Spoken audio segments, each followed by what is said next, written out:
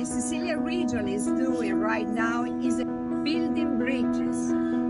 Sicily has come with a wonderful display of its craftsmanship, of its traditions, of the beauty of its culture and people, to make Japanese aware of a different aspect of Italy. We know Japanese people love our country, but we are pretty aware that there is so much more about Italy that has to be better known abroad. Sicily has done that in a beautiful way. People are really queuing a lot in order to see what they have brought us.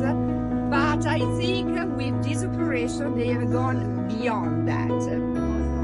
They have made a cultural project that's going on for a long time, already all 6 months at least. And the meaning of this is particularly moving in my opinion. It showcases how each and every individual has a responsibility in building not only peace, but an environment where culture can talk to each other, can understand each other, can work together to make the world a better place. This sculpture means exactly that. It has been made in Sicily by a Sicilian wonderful artist, but having in mind the Asian and Japanese environment where it will be displayed. And then, thanks to a wonderful Japanese artist, we have another touch of Japanese culture merging with the rest.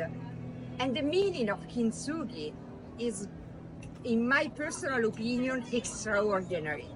It means that what is broken, the scars, are not something demeaning the beauty of an object or of a person, but it is something to be highlighted because it shows resilience, it shows that imperfection makes everything unique.